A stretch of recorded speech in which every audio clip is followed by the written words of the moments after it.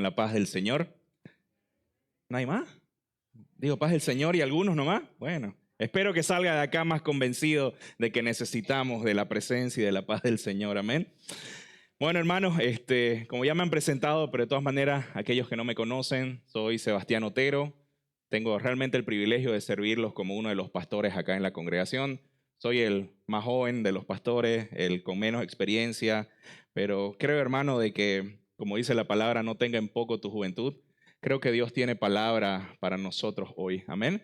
Y yo quiero invitarte a que vos abras tu corazón y que no te asuste, ¿no? La gran extensión que acabamos de leer de la historia, porque hay que entender que cuando nosotros estudiamos la Biblia tiene distintos tipos literarios de texto, entonces se lee y se estudia de una manera diferente uno que otro, ¿no? No sé si alguien estuvo por acá cuando estudiamos el libro de Efesios. ¿Cuántos acá estuvieron? ¿Sí? Sí, algunos cuantos, ¿vieron? Entonces las porciones eran más chicas porque este era un tipo de texto que era un discurso, no era una epístola. Pero hoy nosotros tenemos el Hechos de los Apóstoles que hemos comenzado a estudiar ya hace varias semanas atrás, que es una narrativa histórica. ¿Y qué es una narrativa histórica? Una historia. Y las historias tienen escenas, entonces nosotros tenemos que agarrar toda la escena hasta donde llega para poder entenderla bien, ¿sí? Entonces, ¿qué quiero con esto? No nos vamos a detener a ver cada detalle, cada palabra, sino vamos a intentar ir al énfasis, que en este caso Lucas quería dar a la audiencia y qué es lo que Dios quiere hablarnos hoy. Hay un énfasis, hay algo que el Señor quiere hablarnos a través de toda esta historia bien larga, ¿no? Porque está bien larga, ¿no? ¿O no? 10 minutos, hemos tardado unos 10, 12 minutos en leer la Biblia. ¿Será que es mucho eso? ¿No? Pero bueno, no estamos acostumbrados a hacerlo en el culto, ¿no? Pero bien, hermanos, tenemos el tema 11 como tenés ahí. Yo quiero comenzar preguntándote, ¿alguna vez alguien acá ha usado un GPS de su teléfono? ¿Sí? Creo que todos, ¿no? Es más, creo que ahora es muy difícil que alguien no use el GPS de su teléfono.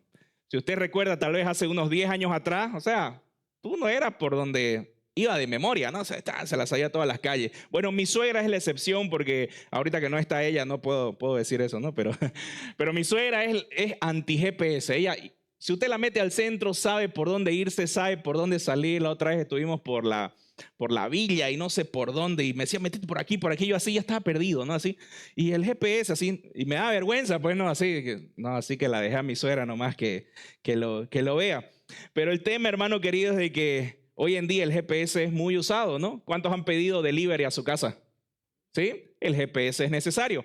Pero no sé si te ha pasado, pero a nosotros en nuestra casa, como cuando vos llegas a mi casa, entras por una calle y es como una calle sin salida y hay veces que el GPS muestra como que estuvieses en la otra cuadra. ¿A alguien le ha pasado eso? Que de repente tu pedido está en otra cuadra al otro lado. Como que raya eso, ¿no? Raya mucho, pero nos ha pasado, hermano. Y es más, también te cuento otra historia. Perdón. Recuerdo un amigo que estaba estrenando su casa en el Urubó, que él había construido su casa después de mucho tiempo, ¿no? Nos invitó a ir y nos pasó la dirección, ¿no? Nosotros estábamos yendo con Diana en el vehículo y nos estábamos yendo bien y llegamos como que a un lugar donde, oye, pero creo que el condominio es para allá. No, pero es que el GPS nos muestra que es para acá, digamos, ¿no? Bueno, vamos a hacerle caso al GPS, debe saber mejor que nosotros. Y nos seguimos al GPS y cuando acordamos estábamos yendo así, ya empezando a ir a una calle de tierra. ¿Será que por acá su casa? Decíamos nosotros, ¿no?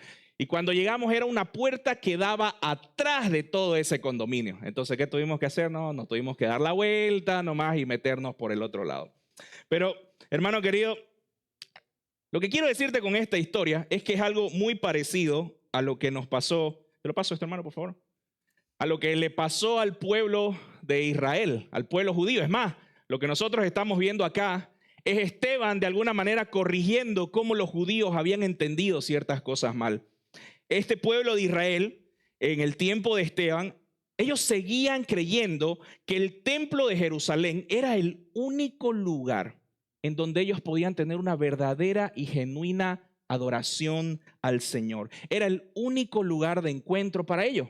Era como que Jerusalén era un lugar más santo que otro. Y el templo era un lugar más santo que cualquier otro lugar. En ese lugar es donde ahí y solo ahí podías realmente tener un encuentro personal con Dios. Pero de alguna manera, hermano, podemos ver que este GPS espiritual que ellos tenían, ¿no es? O ellos creían que los estaba llevando por una ruta correcta, la verdad que de alguna manera estaba desactualizado.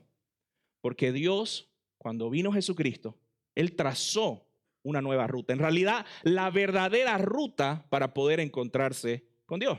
¿Que adivina quién es? Jesucristo. Es a través de Jesucristo que nosotros podemos tener un encuentro con Dios. Entonces, lo que acabamos de leer, todos estos 70 y pico versículos, hermano, nosotros, ¿qué es lo que vemos? Encontramos el testimonio de Esteban. Y la verdad encontramos el sermón más largo que hay, ¿no? Que más que un sermón, en realidad es un discurso, es como una defensa que está haciendo Esteban contra las acusaciones que él les está haciendo. Y vamos a hablar un poquito sobre eso. Pero, hermano, aquí no solo encontramos el discurso más largo que tenemos en Hechos, sino también encontramos el primer mártir. ¿Alguien sabe lo que es un mártir? Un mártir es alguien que muere por una causa, ¿no? Por algo. No tenemos los mártires, por ejemplo, en la historia de nuestro país que murieron por defender la independencia de nuestro país. Aquí encontramos el primer mártir registrado en la Biblia, que es Esteban. ¿Ok? Entonces, lo que vamos a estudiar hoy, hermano querido, es cómo Esteban confrontó esta visión errada que tenían los judíos en ese entonces. Y esto es muy importante, hermano, porque a partir de acá realmente marca un antes y un después en la historia de la iglesia. Y yo quiero que recuerden algo. Estamos estudiando Hechos. Estamos estudiando luego de la ascensión de Jesús cómo empezó a vivir la iglesia. ¿Por qué? Porque nosotros queremos imitar eso. Nosotros queremos vivir de esa manera, obviamente en nuestro contexto, pero queremos saber cómo ellos entendieron todo lo que estaban viviendo, las persecuciones que tenían, las dificultades que vivían, cómo ellos vivían para que nosotros también podamos imitar hoy y podamos ser una iglesia no conforme a nuestra cultura, sino una iglesia conforme a la Biblia. Amén, que vive en esta cultura, pero conforme a la Biblia. Que podamos vivir un cristianismo bíblico, no un cristianismo cultural, ¿no? Que va cambiando de acuerdo a las épocas, no, sino un cristianismo conforme la Biblia dice. Entonces, mi oración, hermano querido, y a medida que nosotros vamos estudiando, que vos podás mirar a Esteban, cómo él se comportaba, cómo él actuaba, qué es lo que él hacía, ¿no? Y cómo esto también puede ser de alguna manera un modelo para que vos podás vivir un cristianismo bíblico. Amén. Que ahora cristianismo bíblico suena a muy radical, pero la verdad es como deben ser las cosas. Pero estamos a veces tan lejanos en nuestro cristianismo a como Dios quiere, que cuando vemos un cristianismo conforme a la palabra decimos esto es muy radical, digamos, ¿no? Que la verdad que sí, pero es lo que el Señor nos llama a poder hacer. Amén. Entonces, Esteban confrontó todo esto, hermano querido. Y al final de cuentas hay algo más que quiero hacerte notar, que Esteban no es que él se está defendiendo a sí mismo. Si vos te das cuenta, Esteban está defendiendo lo que el Señor Jesús predicaba. Porque si vos te acordás, el Señor Jesús igual dijo, este templo, todo este edificio se va a derrumbar y a los 3 días yo lo voy a volver a edificar. Y esto fue una de las razones también que enfureció muchísimo a los judíos. Pero entonces lo que está defendiendo Esteban es mostrar que Jesús es el cumplimiento de todas las promesas del Antiguo Testamento. Todavía no vamos a la idea central. Por eso es que el título de hoy yo le puse, no es un lugar, sino es una persona. Amén. Y la idea que vamos a estar detrás de todo esto, o sea, lo que yo quiero que te lleves a tu casa es la siguiente, ¿no? Ahora sí. Jesús es el único y verdadero lugar de encuentro con Dios. Amén. Y quiero que con esta historia y con toda esta enseñanza vos puedas llevarte esto en tu corazón. Jesús es el único y verdadero lugar de encuentro con Dios. Podemos tener muchas más otras cosas, pero hermano, nada te va a llevar a Dios, solamente Jesucristo. Amén. Entonces, ¿cómo vamos a ver la historia de hoy? En 45 puntos, no, mentira, ¿no? Vamos a verlo en 3 puntos, dale el siguiente. Vamos a ver toda esta historia, se asustaron, ¿no? Primero, vamos a entender un poco la acusación. Vamos a entender quién es el acusado, vamos a hablar un poco de Esteban. Lo segundo, vamos a ver su defensa, cómo de alguna manera él estructura esta defensa. Y hermano, podría parecer que son un montonera de historias, pero realmente Esteban está haciendo como que una unión de la historia que los judíos conocen para poder mostrar una verdad. Y lo último, vamos a ver el veredicto. Amén. Hay mucho que aprender hoy, amén. Decirle eso a la persona que tenés al lado, ¿no? Hay mucho. ¿No? Hay mucho que aprender hoy. Perfecto, vamos con la primera parte entonces. Hermano, ¿quién es el acusado? ¿Alguien me puede decir? Esteban. Ok, ¿quién es Esteban? Lucas ya nos habló de Esteban. Ya en el anterior domingo que estuvimos hablando los primeros versículos de Hechos, Lucas ya nos introdujo a Esteban. ¿Alguien recuerda quién era Esteban? Era uno de los 7 diáconos que se eligió. Y había una característica que tenían que tener estos diáconos: que sean llenos del Espíritu. Entonces, hermano querido, Esteban fue uno de los elegidos para servir a la iglesia. Y como ya dijimos, Lucas narra que él era lleno de fe, era lleno del Espíritu Santo, era lleno de sabiduría. Amén. ¿Está conmigo? ¿Qué me gusta ver? En esos primeros, lo que vimos el anterior domingo, me encanta ver cómo Esteban, él ejerce y vive su fe dentro de la iglesia, sirviendo a la iglesia. ¿Me entienden? Mostrando sus actitudes de servicio, no mostrando que él es lleno del Espíritu Santo, viviendo de esta manera dentro de la iglesia. ¿Sí?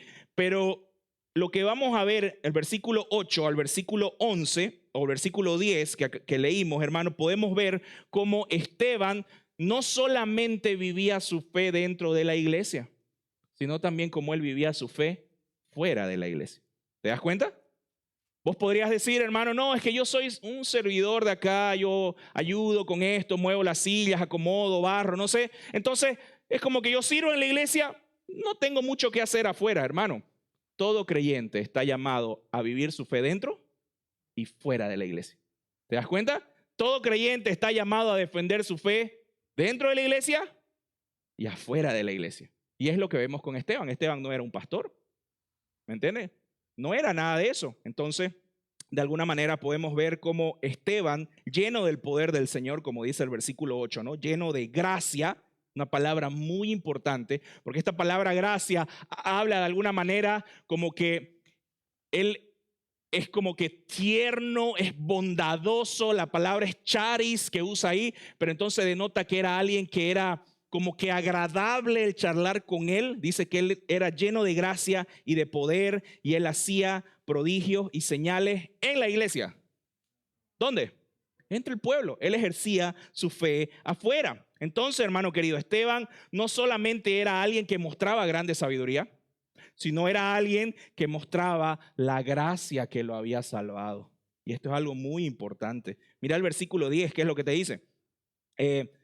Dice, pero no podían resistir la sabiduría y al espíritu con el que él hablaban, hermano. Y esto es increíble porque de alguna manera aquí podemos ver una promesa cumplida del Señor Jesús que dice en Lucas 24, de que ustedes no se preocupen por lo que van a hablar, yo les voy a poner. Y nadie va a poder resistir eso. Eso es una promesa, hermano. Sé fiel al Señor y el Señor te va a guiar en todo esto. Pero, ¿qué podemos aprender en toda esta pequeña parte hablando de Esteban? De que, hermano, podemos nosotros tener todo el conocimiento teológico. Y esto principalmente para los jóvenes. Puedes estudiar mucho la Biblia, saber de teología sistemática, saber de teología bíblica, saber una montonera de cosas, pero si no hay gracia y misericordia en nuestras palabras y en nuestras actitudes, ¿sabes qué?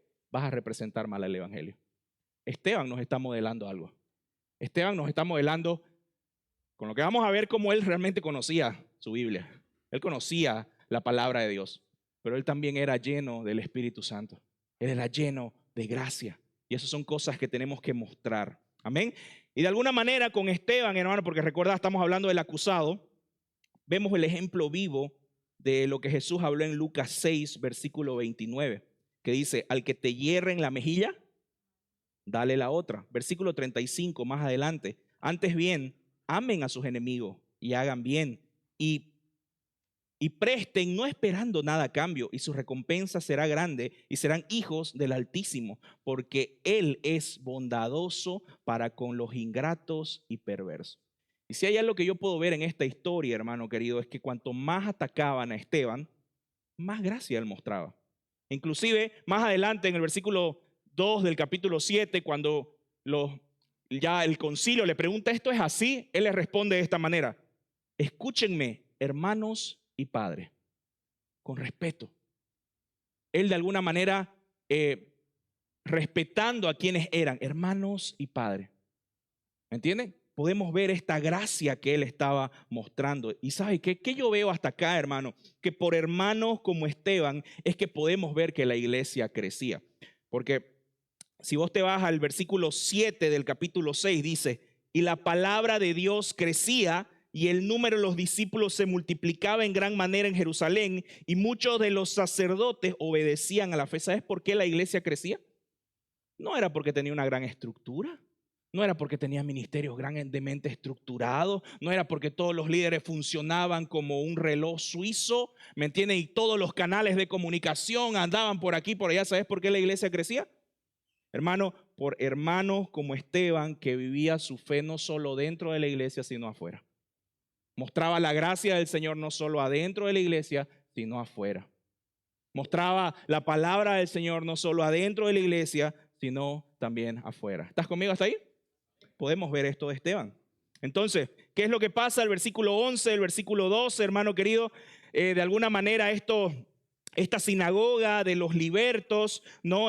Como que se levantó, no le gustó estar escuchando a Esteban, cómo predicaba, cómo hacía todas estas cosas. Imagino que tuvieron varias discusiones, las cuales no pudieron ganarles con argumento, eso es lo que dice. ¿Y qué es lo que hicieron? Dice, versículo 11, entonces en secreto persuadieron a algunos hombres para que dijeran, lo hemos oído hablar palabras blasfemas contra Moisés y contra Dios. ¿Y qué hicieron? Alborotaron al pueblo, ¿no? Parecen entrenados desde acá, ¿no? Eso, ¿no? Alborotaron al pueblo y a los ancianos y a los escribas y cayendo sobre él, lo arrestaron y lo trajeron al concilio. Entonces, hermano querido, al no poder ganarle los argumentos, ellos arman un plan a prueba de falla. Vamos a acusarlo falsamente de que él está hablando herejía. Eso es lo que están haciendo estos judíos. Queremos callar a este tipo. No podemos ganarle con argumento. Entonces, ¿qué vamos a hacer? Vamos a jugar sucio. Vamos a mentir. Vamos a decir de que él está hablando blasfemia. Que blasfemia es hablar cosas que son contrarias a la Biblia. Eso son blasfemias, herejía, ¿no? Entonces, ¿y cuál es la acusación? Versículo 13. Dice, presentaron testigos falsos y dijeron, este hombre continuamente habla en contra ¿de qué? De este lugar santo y de la ley, dos cosas ahí, ¿no? Porque le hemos oído decir que este Nazareno, Jesús, destruirá este lugar y cambiará las tradiciones que Moisés nos dejó, ¿sí? Entonces, ¿cuál era la acusación? El plan de ellos era este, hermano querido. Acusar a Esteban de que él estaba enseñando en contra del templo. ¿Me entiende? Que recordar para los judíos era un lugar de suma importancia, un lugar santo. Era un lugar que no lo podías tocar porque el templo era equivalente a la presencia de Dios. Y por otro lado, a la ley de Moisés, es decir, el Antiguo Testamento, ¿no? Entonces ellos decían contra el templo y contra la ley. Entonces lo tienen que matar porque si él habla en contra de esto es herejía. ¿Ok? Y si te das cuenta, hicieron como que lo mismo que hicieron con el Señor Jesús, ¿no? Testigo falso, acusarlo en contra de lo del templo, que él estaba blasfemando, ¿no? Pero yo quiero que entendas un poquito como que el raciocinio de por qué para ellos esto era tan duro, ¿no? Por decir, ¿qué hablan contra el templo y qué, digamos, no? No, para los judíos tenían esto en mente. Porque al decir que el templo no tiene valor, ¿no? Para ellos, en el templo estaba la presencia de Dios. Es decir, si no hay templo, no hay presencia. Si no hay presencia de Dios, no hay perdón de pecado. Si no hay perdón de pecado, no hay comunión con Dios y los hombres. ¿Entendés? Por eso es que era súper duro para ellos decir que no hay templo. Y al decir que la ley de Moisés no tiene valor, ellos están diciendo de que si no hay ley, es decir, si Moisés no habló, no inspiró a Moisés y Moisés no escribió esto, entonces Dios no habló. Y si Dios no habló, no hay mandamiento. Y si no hay mandamiento, no conocemos a Dios. ¿Entendés? Es durísima la acusación que le están diciendo. Por eso es que la condena que vemos al final, que al final lo matan, es tan dura. No, porque esto era una blasfemia. Pero durante todo esto, me encanta ver cómo Lucas pone ciertos comentarios ahí bien interesantes. Y mira el versículo 15. No sé si a vos te llamó la atención, pero a mí muchísimo, ¿no? Y dice, versículo 15.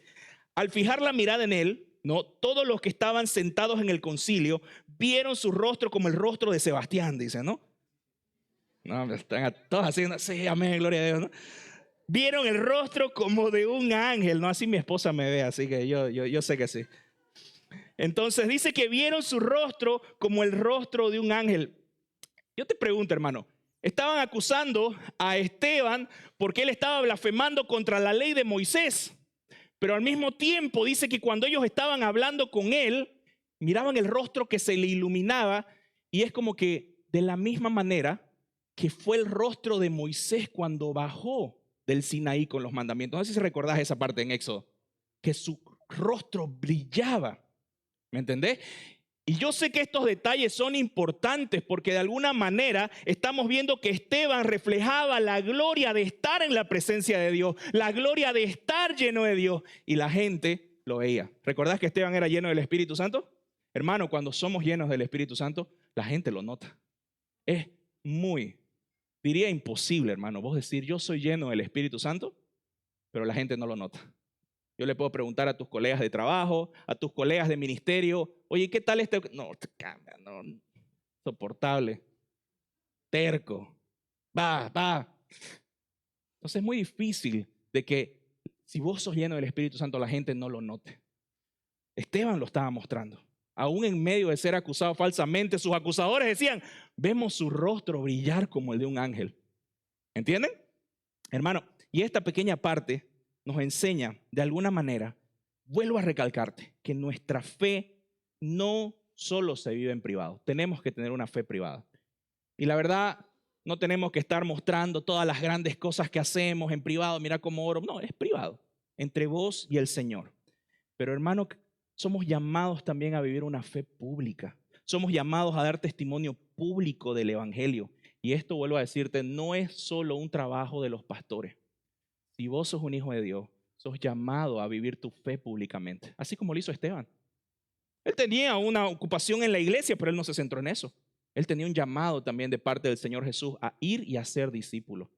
Amén. Segunda cosa que podemos aprender hasta aquí.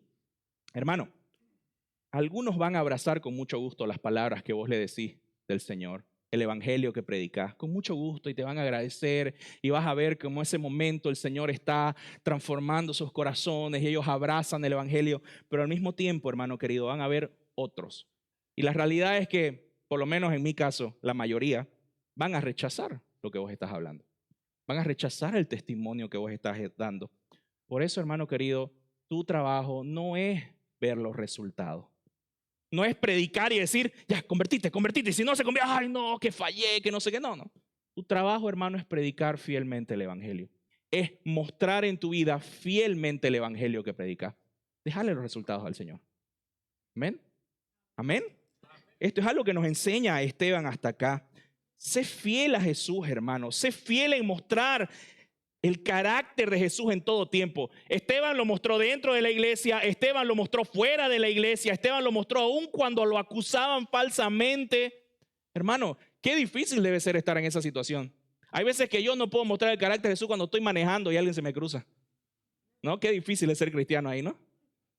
Ay, no, gloria a Dios. ¿No? Qué difícil. O cuando vas al estadio, tal vez, digamos, a los que les gusta ir al estadio. No, o cuando pasan situaciones que realmente vos no tenías, no estaban en tus planes, hermano, en todas esas situaciones somos llamados a mostrar el carácter de Jesús. Y si alguna vez fallás, hermano, pregúntate, ¿no? ¿Qué puedo hacer mejor la siguiente vez? ¿Cómo puedo mostrar a Jesús mejor y mejor? Entonces, de esta manera es que Dios estaba usando a la iglesia en el primer siglo. Entonces, hasta aquí vemos, a partir de acá, empezamos a ver la defensa de Esteban, ¿sí? Y en la defensa nos dice así, que lo vemos desde el versículo 2 del capítulo 7 hasta el 60, bueno, antesito del 60, hasta el 50 en realidad. Pero lo que hace Esteban, hermano querido, es él empieza a contar la historia del mismo pueblo de Israel. Si vos te diste cuenta, ¿no? Él empieza a contar la historia y es como que divide esta historia en los grandes personajes que tiene. No cuenta toda la historia del Antiguo Testamento, pero sí los grandes personajes considerados patriarcas para ello, ¿no? Del Antiguo Testamento. Habla de Abraham. ¿De quién más habla? De José. ¿De quién más habla? De Moisés. No, sí, de Moisés. ¿Y después de quién habla? Sí, lo menciona por ahí, digamos, ¿no? Pero en realidad los personajes como que principales. Después habla de David y de Salomón. En realidad está enfocándose en el templo, pero menciona a David y a Salomón. Pero ¿qué es lo que estaba haciendo Esteban? Él no solamente quería demostrar que lo que decían era mentira, sino que quería mostrarle de que ellos habían entendido mal la misma ley que ellos estaban defendiendo. Ustedes la han interpretado mal. Y él empieza de alguna manera a querer corregir esta mala teología. Porque esa mala teología los estaba llevando a tener una mala vida práctica. Por eso es importante una correcta teología, una correcta doctrina en tu vida. Porque eso te va a llevar a una correcta vida práctica. Entonces, versículo 2, ¿qué nos dice? Comienza con Abraham. Pero en este versículo, hermano, yo quiero preguntarte, ¿dónde se le apareció Dios a Abraham? ¿Dónde? En Mesopotamia. ¿Eso es en Jerusalén? Es lejísimo de Jerusalén.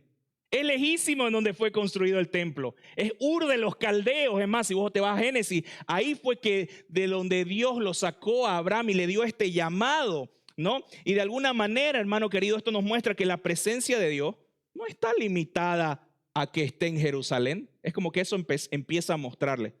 Dios le habló a Abraham estando en Mesopotamia. Él no estaba en Jerusalén. No había ningún templo, pero Dios le habló.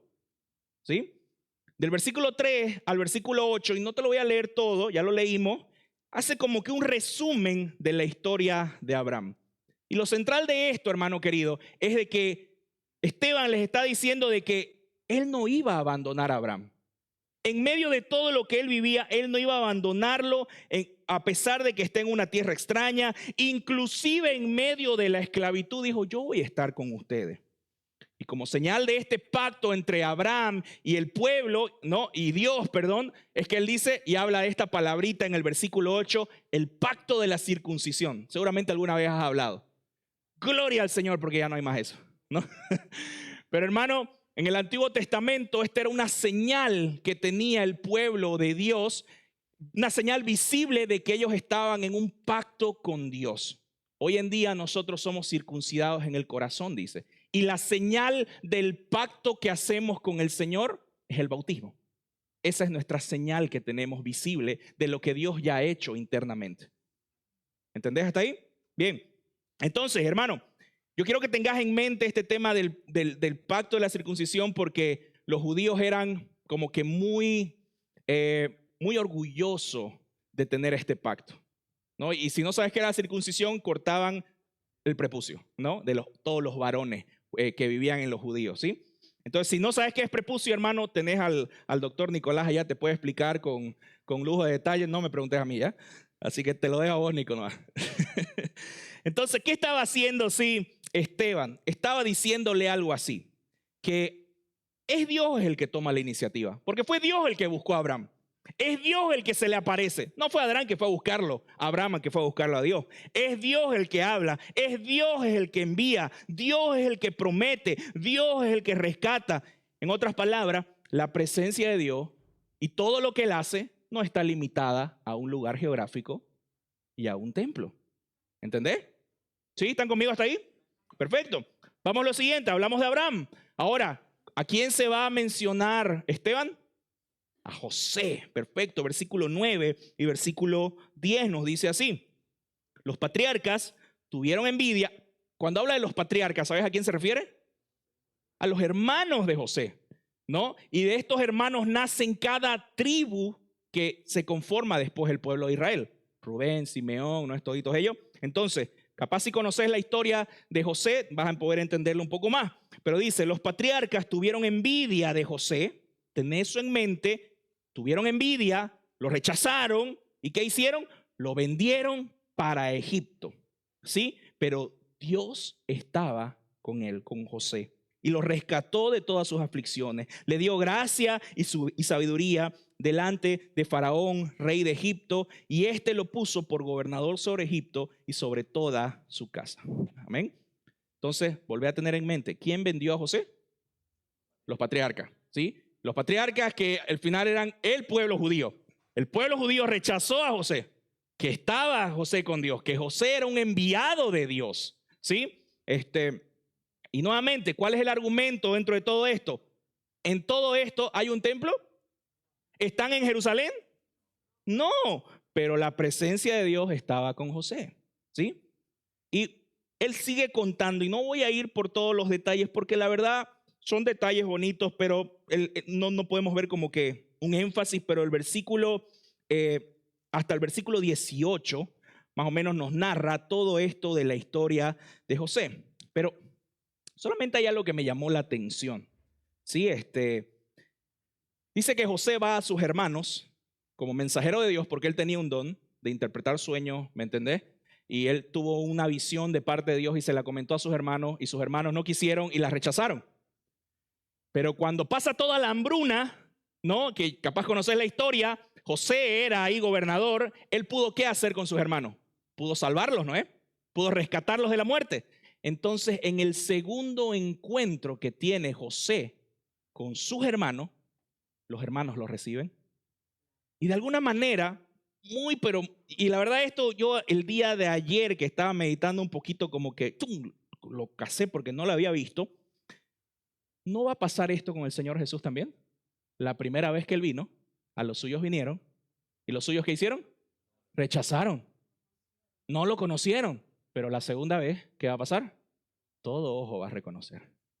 Y de alguna manera esta historia Esteban está conectando también lo que es el Señor Jesús y lo que va a hacer el Señor Jesús. ¿Amén? ¿Están hasta ahí conmigo? Son cosas interesantes que hay dentro de todo esto, ¿no?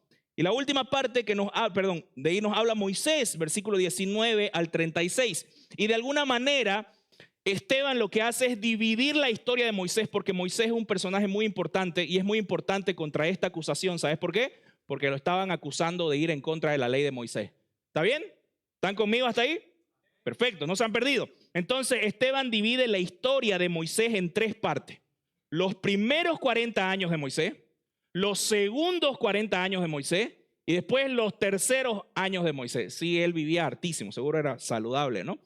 Pero en todo esto, hermano querido, que es del versículo 20 al versículo 36, hay un énfasis que cuando Moisés estaba en Egipto, no había templo, pero Dios estaba con él. Cuando luego Moisés se va al desierto, los segundos 40 años, no hay templo, pero Dios ahí lo llama en la zarza. Es más, le dice, sacate tus calzados porque estás en un terreno santo, y no era Jerusalén, no era el templo. ¿Estás conmigo hasta ahí? Y en los terceros 40 años, hermano querido, dice que volvió otra vez a Egipto como libertador, y sus hermanos de judíos lo rechazan igual, pero aún así Dios estaba con él. ¿Sí? Entonces, hermano querido, la presencia del Señor, su gloria estuvo en todo momento. Hermano, la presencia del Señor no está restringida a un lugar. ¿Entendés hasta ahí? Versículo 37 al 41. ¿Qué es lo que hicieron sus antepasados? Dice, versículo 37 del capítulo 7. Este es el mismo Moisés que dijo a los israelitas, Dios levantará a un profeta como yo de entre sus hermanos. Que esta es una profecía mesiánica, esta es una profecía hablando de Jesús. Este es el que estaba en la congregación, en el desierto, junto con el ángel que le hablaba en el monte Sinaí, y con nuestros padres, el que recibió palabras de vida. Es decir, Moisés estuvo en la presencia de Dios, Moisés recibió palabras de vida y les dio palabras de vida a ellos para transmitirlas a ustedes, versículo 39, al cual nuestros padres, ¿qué dice? No quisieron obedecer, sino que lo repudiaron, ¿sí? En sus corazones, y desearon regresar a Egipto, versículo 40, diciendo a Aarón, haznos dioses que vayan delante de nosotros, porque a este Moisés que nos sacó de la tierra de Egipto no sabemos lo que le haya pasado. Y en aquellos días hicieron un becerro de oro y ofrecieron sacrificio al ídolo y se regocijaban ¿en qué? ¿En qué se regocijaban ellos? Anota eso. Si tenés Biblia, subrayalo, porque es importante dentro del argumento de Esteban. Entonces, ¿qué hicieron los antepasados? Lo volvieron a rechazar. El pueblo liderado por Aarón, ojo, ¿Aarón quién era? ¿Qué representaba? ¿Qué cargo tenía? Fue el primer sumo sacerdote. ¿Quién lo estaba acusando acá? un sumo sacerdote. Entonces, Esteban, aunque parece que no, pero en estos detalles Esteban está como que haciendo una analogía de entre lo que el pueblo ha continuado haciendo, rechazando a sus mensajeros, rechazando el mensaje, al punto de rechazar al mismo Mesías, y ustedes lo continúan haciendo hoy. Fíjense si no es increíble lo que está haciendo Esteban. Está conectando de una manera que solamente inspirada por el Espíritu Santo. Pero, ¿qué hizo el pueblo? Hicieron un becerro de oro y lo adoraron. ¿Sí? De alguna manera, el versículo 44, vamos llegando como que al clímax de toda esta historia donde ya la gente ya no está aguantando lo que está pasando aquí, ¿no? Como un caldero hirviendo está, ¿no? Entonces, versículo 44 dice, nuestros padres tuvieron el tabernáculo del testimonio en el desierto, tal como le había ordenado que lo hicieran el que habló a Moisés, conforme ¿al qué dice? Al modelo que habían visto. Esteban se pone a hablar nuevamente de que ellos habían recibido un modelo. Ellos tenían un tabernáculo. Antes del templo existía el tabernáculo, que el tabernáculo era como una tienda, ¿no? Las cuales antes de que haya el templo ahí hacían todo los sacrificios, donde estaba el arca del pacto, etcétera, etcétera, ¿no? Pero el punto, hermano querido, es que el tabernáculo, lo que está queriendo decirles Esteban, es que el tabernáculo era un modelo de algo mayor. Si hay arquitectos acá saben de que un modelo a escala no es la realidad. Un modelo a escala, ¿qué hace? Representa al modelo verdadero o a la cosa verdadera. Una casa, un edificio, no sé, digamos, ¿no? Y de alguna manera, hermano querido, y yo quiero leer Hebreos 8.1, sí, que dice bien, porque aquí es donde ya empezamos a conectar la historia con Jesucristo y hay mucha información para nosotros. Hebreos 8.1 nos dice así, ahora bien, el punto principal de lo que se ha dicho es este. Tenemos tal sumo sacerdote, está hablando de Jesús ahí, que se ha sentado a la diestra del trono de la majestad en los cielos, como que dice, ministro del santuario y del verdadero tabernáculo, del tabernáculo verdadero, que el Señor erigió, ¿no qué? No el hombre. Hermano, el tabernáculo era una representación. El templo era un modelo, era un símbolo de algo muchísimo más grande, que nosotros sabemos qué es, Jesucristo mismo. Era un modelo de Jesucristo mismo. Versículos 45 y 46, cuando empieza a hablar de David y Salomón, dice así. A su vez, recibiéndolo, nuestros padres lo introdujeron con Josué al tomar posesión de las naciones que Dios arrojó delante de nuestros padres hasta los días de David. Y David halló gracia delante de Dios y pidió el favor de hallar una morada para el Dios de Jacob. Pero fue Salomón quien edificó una casa, ¿no? Entonces David le pide construir un templo al Señor. El Señor en la historia nos dice, ¿no? En Primera de Crónicas nos habla de eso, de que David le pide, Señor, quiero yo construirte el templo que tú nos has dado en visión.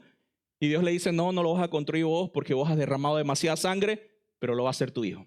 Y entonces Salomón es el que construye ese templo. Entonces, versículo 48 nos dice así. Sin embargo, el Altísimo, ¿qué dice? No habita en casa hechas, ¿por qué?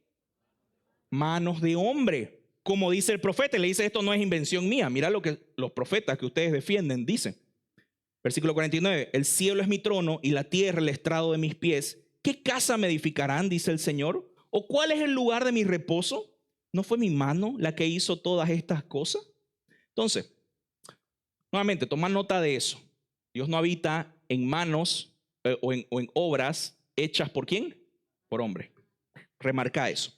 ¿Qué es lo que Esteban les quiere decir con todo esto que te digo? Pongámoslo en una licuadora. ¿Ven?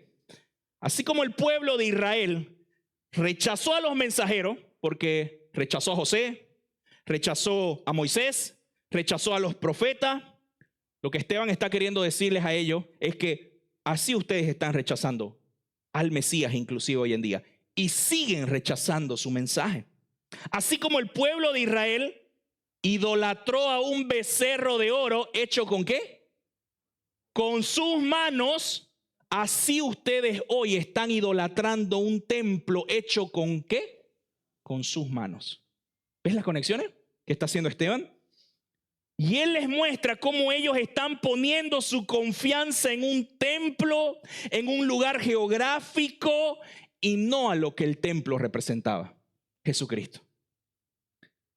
Entonces, hermano querido, el templo nunca fue el objetivo final, sino era un símbolo, era una sombra de algo muchísimo, muchísimo más grande, Jesucristo mismo. Amén.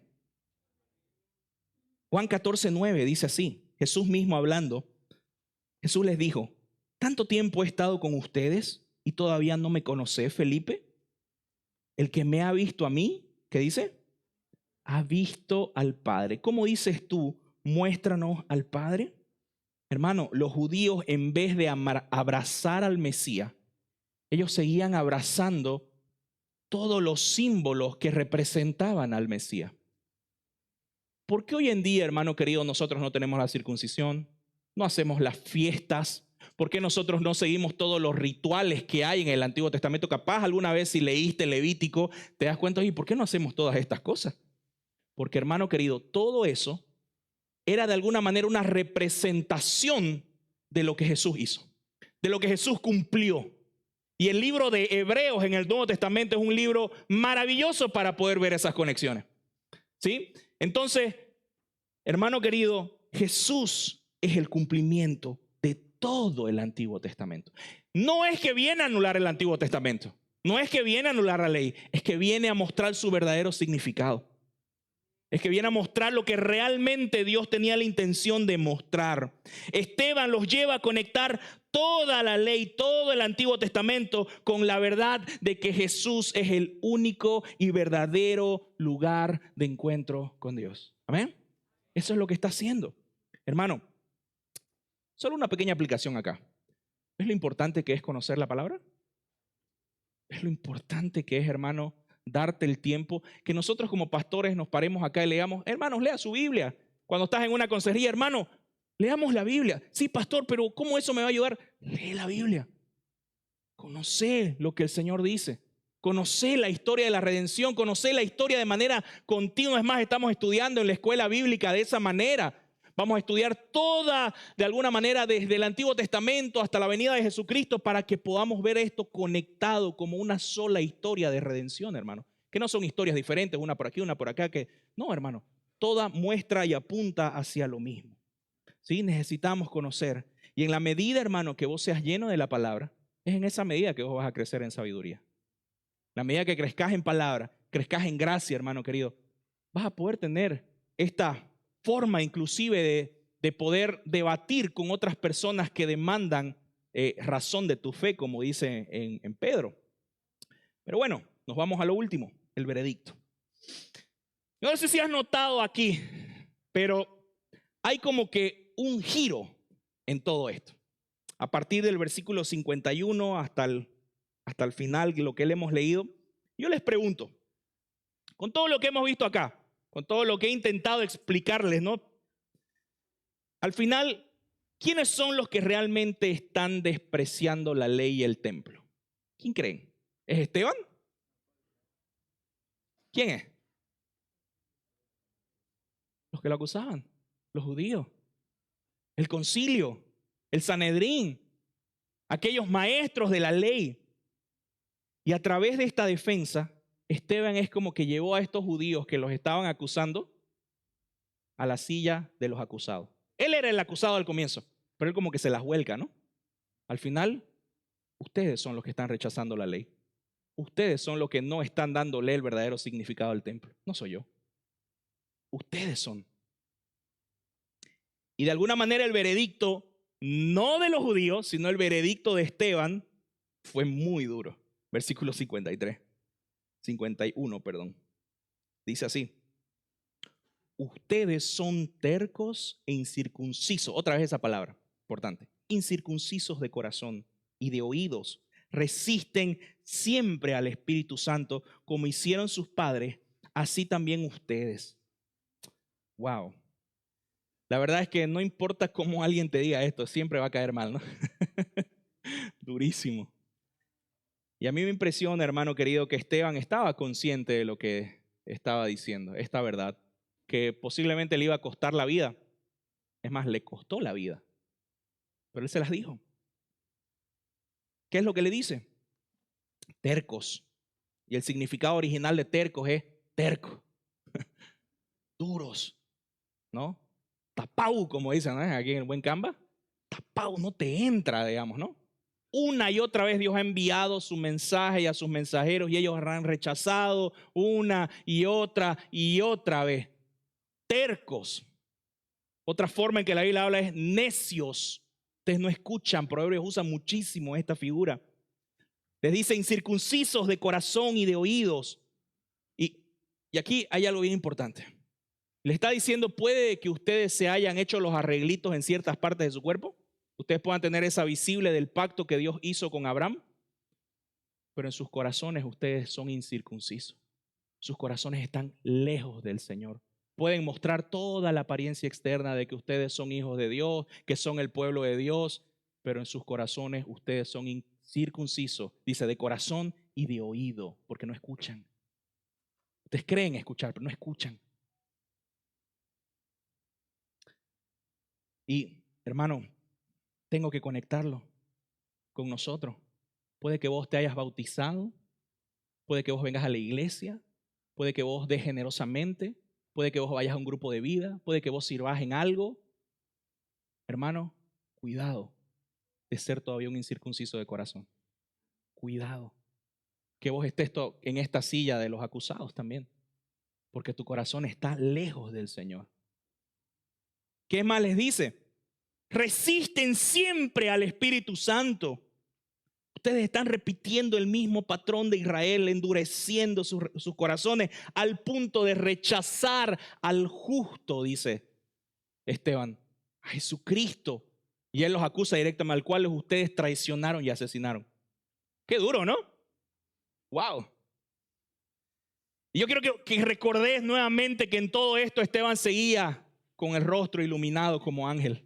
Y uno podría pensar de que, como tiene rostro, entonces no, es que él tiene que hablar bajito, es que él no puede decir nada. Hermano, él tenía lleno del Espíritu Santo. Eso no quiere decir que vos no puedas hablar con firmeza tus verdades, no las verdades, sino tus convicciones. No quiere decir de que vos te tenés que quedar callado siempre y no poder. No, hermano querido. Vemos a un Esteban lleno del Espíritu Santo, con gracia. Ojo, yo sé que estas palabras son duras, pero yo imagino por las palabras que ya leímos que cómo era Esteban, de que él los estaba diciendo con gracia, de alguna manera. No les gustó, obviamente, pero él aún así estaba hablando con gracia. Y por eso, hermano querido, todo rito, toda tradición religiosa, toda actividad sin una fe genuina en Jesús, sin una rendición total de tu vida a Jesús, ¿sabes qué? Es vacío, hermano querido. Esteban les está haciendo ver eso. Y es mi oración, hermano, que Dios nos pueda hacer eso ver a nosotros también. Pero hay un punto más importante en todo esto, que hasta aquí ya los judíos estaban que hervían, que ya no aguantaban, ¿no? Si vos ves aquí la escena y podés ver cómo estaban los judíos, dice que ya estaban así que no aguantaban, digamos, ¿no? Versículos 54 y 56. Dice, al oír esto se sintieron profundamente ofendidos y crujían los dientes. ¿Puedes imaginarte esa escena? Así, digamos, ¿no? Crujían los dientes de enojo. ¿Pero qué dice?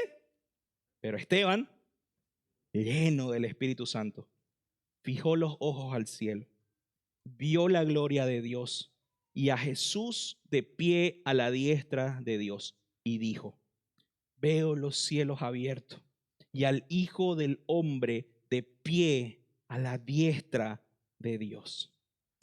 Hermano, esta es la primer visión que hay de Jesús entronizado.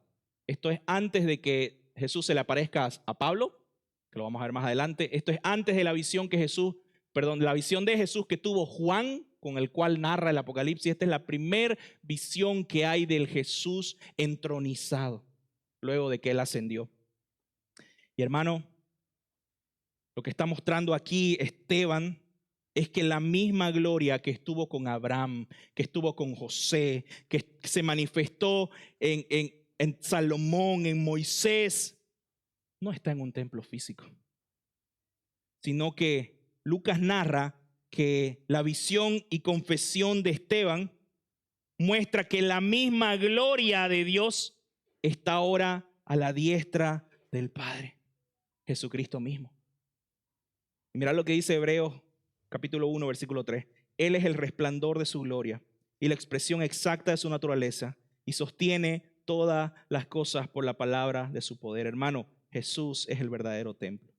Solo a través de Él podemos ver y experimentar la presencia y la gloria de Dios. Esteban estaba en medio de lo que para muchos podría haber sido una derrota, ¿no? Porque al final lo matan. Y uno podría decir, uy, al final no le salió como que el discurso, ¿no?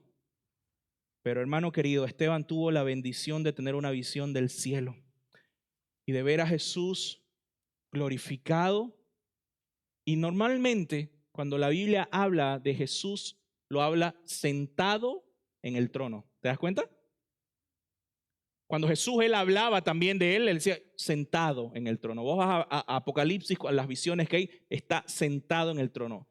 Esta es la única vez que habla de Jesús de pie. ¿Sabes qué, hermano querido?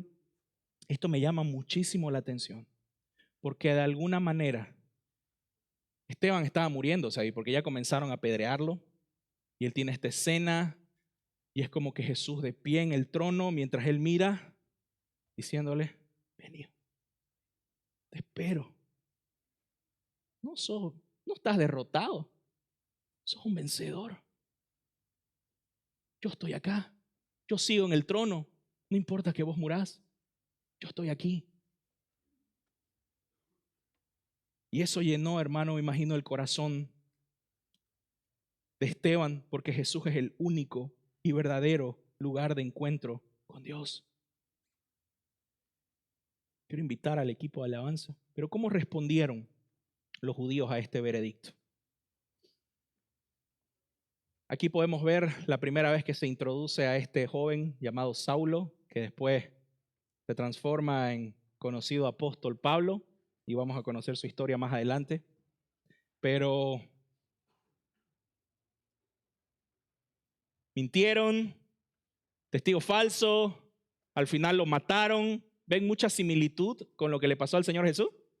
Mucha similitud. Es más, inclusive las mismas palabras que Esteban dice cuando está siendo apedreado, ¿no? Versículo 59, mientras lo apedreaban, Esteban invocaba al Señor y decía, Señor Jesús, recibe mi espíritu. Y cayendo de rodillas, clamó en alta voz, Señor, no les tomes en cuenta este pecado. Y habiendo dicho esto, durmió. Y Saulo estaba de completo de acuerdo con su muerte. Hermano, Esteban muere apedreado por la multitud, viendo a Jesús glorificado de pie, recibiéndolo.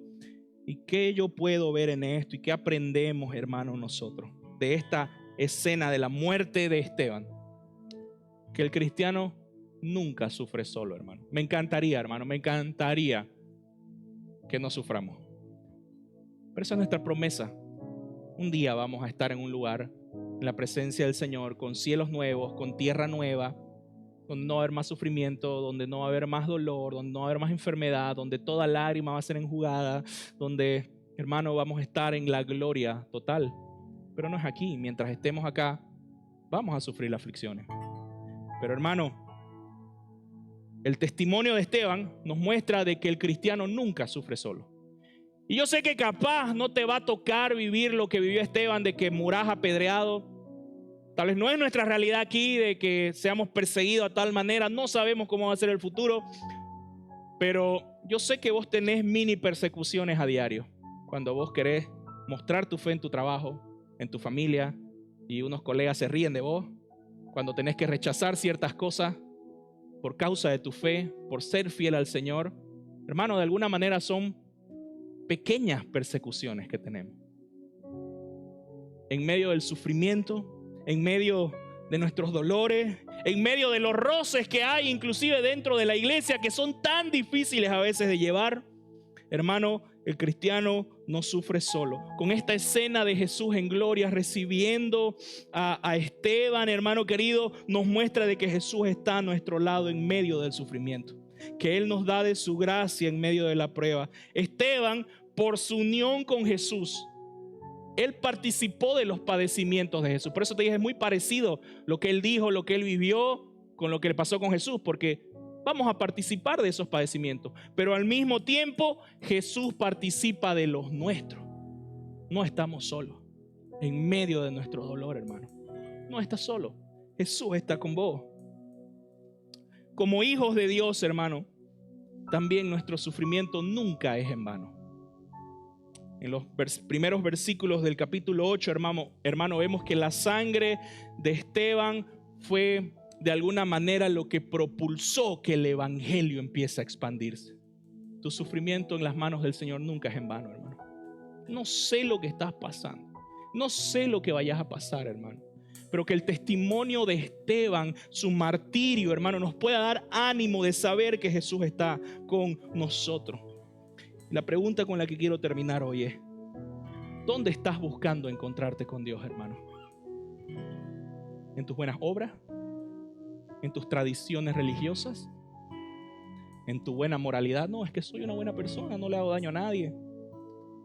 ¿En lo que haces con tus manos? Eso fue lo que el pueblo de Israel hizo. Ellos confiaron más en el templo que en aquel a quien el templo señalaba. Abrazaron la sombra y rechazaron la realidad, hermano. Jesús es el único y verdadero lugar de encuentro con Dios. Nadie más. No son tus obras. No es lo bueno que puedas hacer. No es lo mucho que puedas producir. Hermano, nada de eso. Solo Jesucristo. Esteban lo entendió y por eso vivió y murió con los ojos puestos en Jesús. Él no quiso ver sus propias obras. Él vio a Cristo, él confió en Él y en su momento final fue recibido en la gloria, hermano. Esa era la esperanza de su vida. Si estoy bien con Dios, si Jesús está bien conmigo, ¿por qué tengo que tener temor de lo que pueda hacerme el hombre? ¿Por qué tengo que tener temor a esta situación, a esta enfermedad que tal vez me mate? Duro lo que estoy diciendo. Pero si estás con Jesús, hermano, lo cantamos hoy. Esteban lo estaba viviendo y así es una vida que entiende lo que cantamos al inicio. Si tengo a Jesús y Él me está recibiendo en gloria, tengo todo. Tengo todo en esta vida. Y es la misma invitación que Dios nos hace hoy. Hermano, tal vez hoy te has dado cuenta de que vos sí, tal vez en algún área de tu vida has sido como estos judíos y has estado confiando en otras cosas. Para tu salvación, para tu paz, como tu refugio. Y has estado confiando en todo menos en Cristo. Capaz tu templo ha sido tu religión, el ser parte del remanente, tu moralidad, tu familia, tu apellido, tu dinero, tu generosidad, tu activismo. Pero si no conoces a Jesús, hermano, no conoces a Dios y no tenés nada. Nada. Por eso es que hoy Dios nos llama a dejar de confiar en lo que nosotros podemos hacer y nos llama a confiar a Jesús. Y si hoy te has dado cuenta de eso, hermano, hoy es un tiempo de poder pedirle perdón al Señor, de arrepentirte.